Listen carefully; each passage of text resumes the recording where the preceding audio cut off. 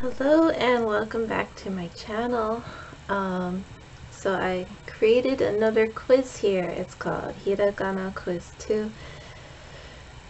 And I tried to put as much stuff in there as I could, but half of it is what I did last lesson, and then the bottom is like just random words from all the hiragana. So in my last lesson we finished all of the hiragana, but there's still a few more things we have to know about hiragana before we can read it and write it. But before we move on, let's start with a little quiz I made. So number 1, there are two O sounds in Japanese. Which one is the vowel O and which one is the particle O? So you have 50-50 chance of getting it right. Alright, so this one is the particle. And this one here is the vowel.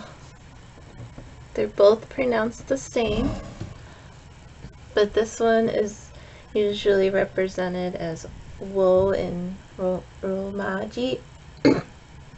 And then for this one, it's just an O. So when you see a wo, you know that, oh, we're using the particle.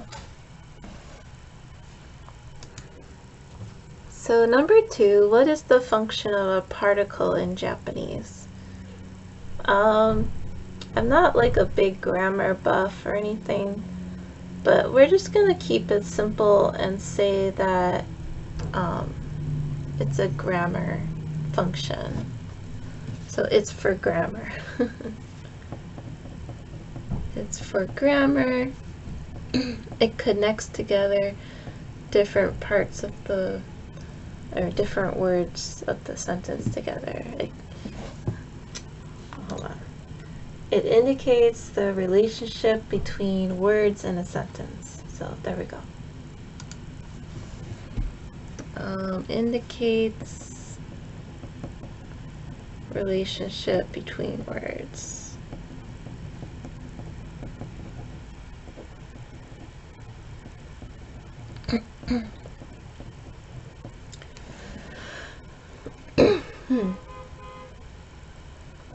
Alright, number 3, what is the function of O specifically? So O is used to indicate a direct object. Indicate direct object of some like verb. Like example I used was sushi o tabemasu. So we could do another one. Uta o utaimasu is like, I will sing a song. What will you sing? A song. What will you eat? Sushi. What will you do? I could say like undo shimasu. I will. Oh wait, sorry, that doesn't use O. What will you drink? Water. So you'll have like the object, the direct object, and then you'll have O, and then you'll have some kind of verb, and O is telling us what the verb is, the direct object of that verb. Right, I'm not very good at explaining this, but yeah, I think you get it.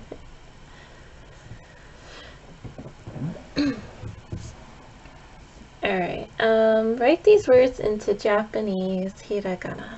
So here's where you have to write your hiragana, and most of them are from my last video. So vegetable, which was yasai. So we gotta write ya, sa, and I. That's vegetable. Alright, night. Night is yoru in Japanese, so we gotta write yoru, yoru, yoru. Snow. Snow in Japanese is yuki, yuki.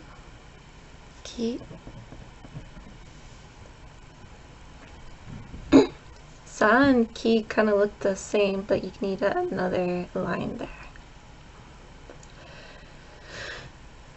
Understand. So last time I taught you there's two ways to say understand. We have wakaru, or we have rikai,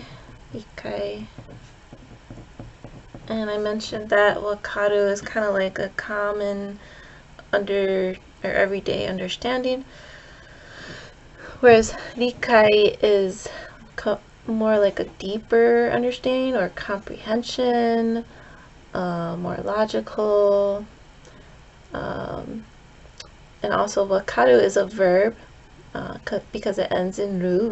It's just a verb, whereas rikai by itself is actually just a noun, which means like understanding or comprehension. So with rikai you would need to add the verb part of it to it, like rikai suru or dekiru.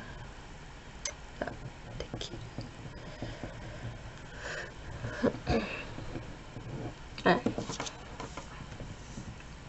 So zero in Japanese is rei. So we need a rei and an e. 6 is roku.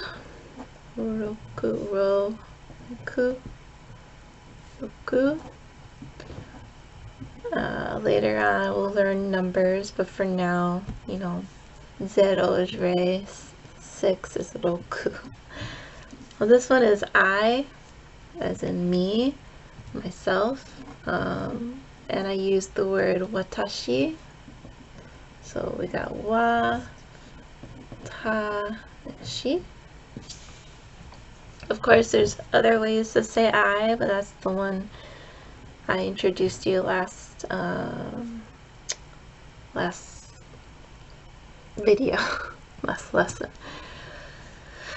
Alright, and teacher. Teacher is sensei. So we write se, se, and e. Sensei.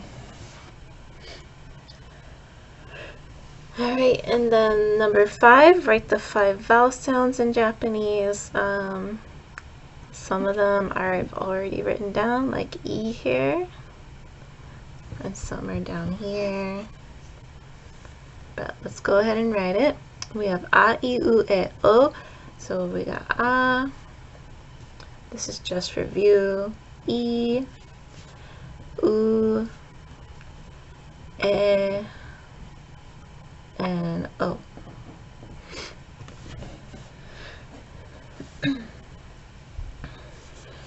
Alright, so the bottom part,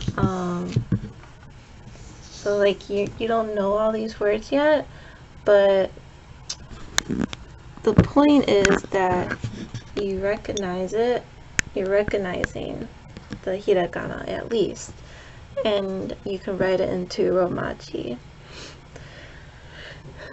Normally we discourage writing Japanese in romaji, but in this case we're just working on, oh, I recognize this character. So let's go ahead and write it. Kikimasu means to hear or listen. So kimasu. And masu is often pronounced like mas instead of masu, but you can also say kikimasu. Hatachi means 20 years old. It's like a special age in Japan. When you're 20 years old, you can dress up in the kimono and celebrate. And special word for it is hatachi. I remember when I was 20 years old. Hatachi. This one here is rikon. Rikon means divorce. Rikon. We don't have to know all these. Mainichi. Mainichi means every day. Every day. Tsukemono means pickled stuff. Oh, I'm supposed to write it in Romaji. Mainichi. And this one's Tsukemono.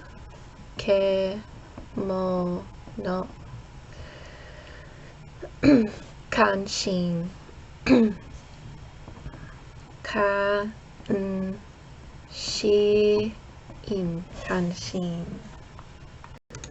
Kanshin has a lot of different meanings, but some of the most common one is like interest, or it could mean admiration. So yeah, there's a lot of meanings for it though. Okay, what's next? Oh, sushi. Sushi, that's easy. Wakaru is this one. Ai, which I said meant love. It could also mean like an encounter. So ai, these are our two vowels here together. Sasu. Sasu. Sasu can have different meanings as well. It could mean to pierce or stab, or to point, to shine, and so on. Nani, we mentioned that means what, or what. Omo, that means to think. Omo. Okay, so that's the whole quiz. If you're still like, oh, I can't remember all of these, this is too much, don't worry. The more you use it, the more you practice, the more you see it, you'll become familiar with it, and in no time you'll be writing it like it's second nature. So that's my advice. Alright, so moving on to the actual part, or actual lesson part of this video. I think I'm going to talk about these Ten Ten and Maru symbols. Okay, so let's see here. Ignore this. Ignore that. We're just looking at this here. So this you'll see is our ka symbol, but with two extra lines on it, and those are called Ten Ten marks. So we got ka, right? Oh. Close this up. That's my Yokoso book. Well, this is ka from Kaki Kuke Ko. But we're gonna add something to it. We're gonna write ka again. We're gonna add two little more lines. But now this is a different word. Now it's ga. So these Ten Ten, the two little lines here, Ten Ten. It changes K sounds into G sounds. So it transforms the K sounds into G sounds. So we can keep going with ki, ku, ke, ko. So let's write ki, ku, ke, and ko. Alright, we're going to rewrite ki, ku, ke, ko. And we're going to add the Ten Ten. Okay, so now this one isn't ki anymore. It's gi. Gi. This one isn't ku anymore. It's gu. Right? So this is ki, ku, ke, ko. This isn't ke anymore. It's ge. And ko turned into go. Right? So you just need to remember this. K sound to G sound with ten ten. With ten ten.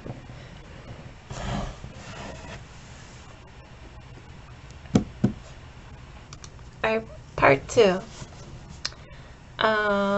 Okay, so now we're gonna do this one, sa. And we're gonna add ten ten to it.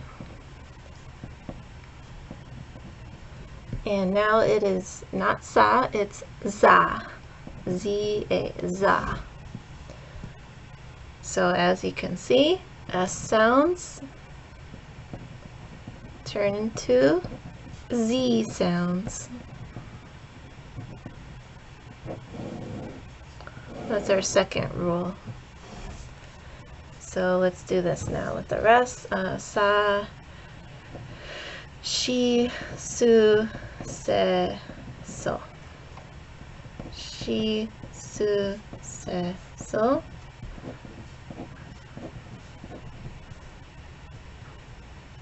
Oh.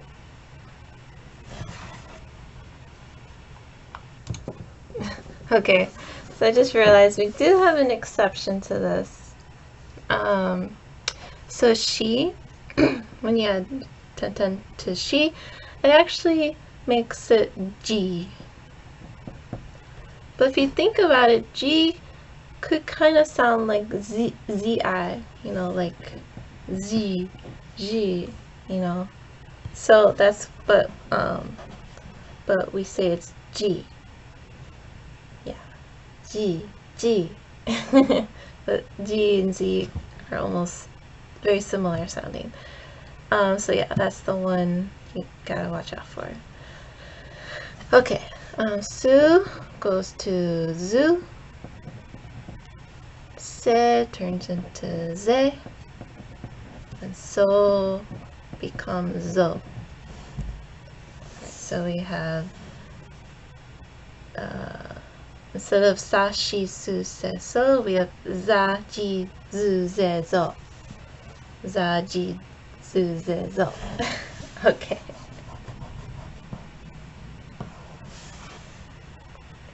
Alright, what's next? Alright, the next part are the T's. So, ta, chi, tsu, ta, chi, tsu, te, to. I had to turn my paper around to make room. Ta, chi, tsu, te, to.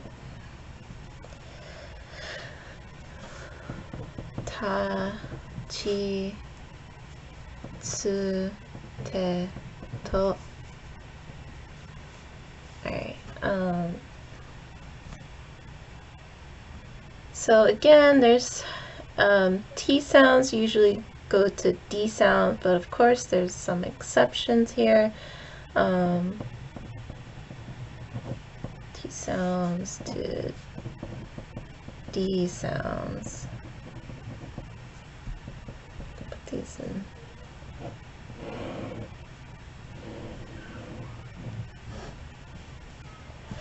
So let's see here. Ta. We write this. Now it's da. Da. Now chi with 10-10. Sure, we'll write D. But this one is not used very often. But if you write it in your like Japanese keyboard or on your computer, you write DI, this character will pop up. But it's basically pronounced the same as G. So, like, here's G.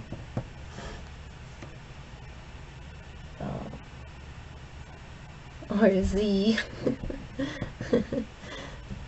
G, D, G, Z. It's all kind of like the same. Alright, to the 10-10, it's also not used as commonly as all the others, but sometimes you do see it. Oh. Da, di, do. But again, DU can sound very similar to zoo.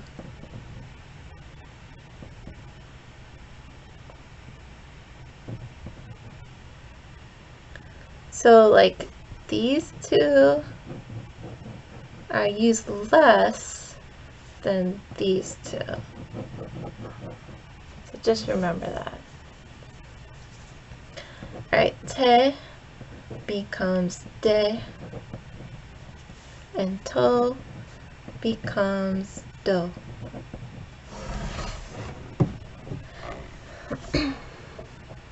Alright, so it's a little bit confusing, but basically T sounds to quote unquote D sounds. Da, di, do, zu, I can't even say it. Da, di, do, de, do. Da, ji, zu, de, do. Alright, let's move on.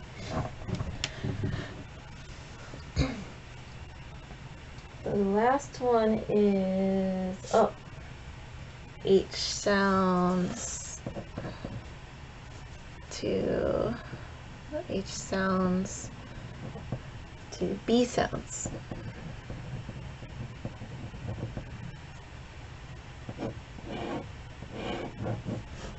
So we got ha, he, remember fu, ha, he, hu, or who,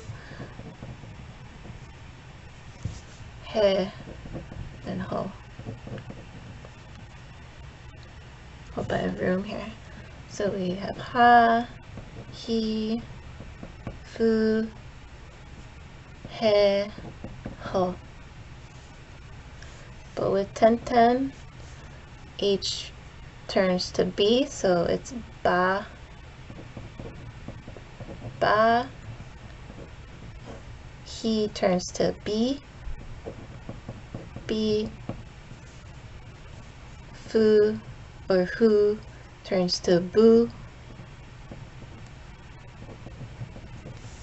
He changes to be.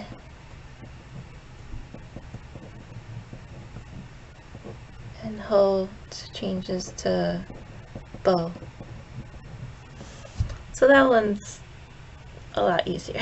But yeah, the T ones can be tricky. So let's see here.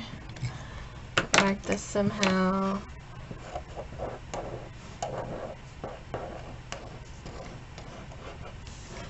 So less common is the orange. Less common, but still seen. Okay. And green.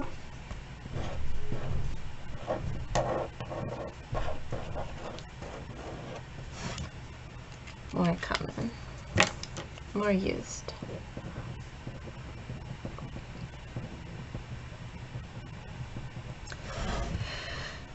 Okay, so recap.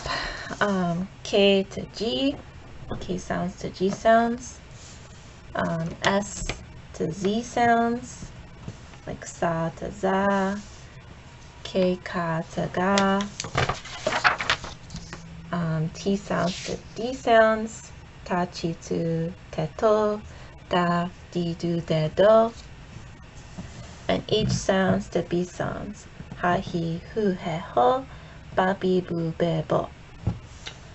Alright, so I think I'll stop here. We're 25 minutes. Next lesson, I'll do the combination sounds. Alright, take care everyone. Bye-bye.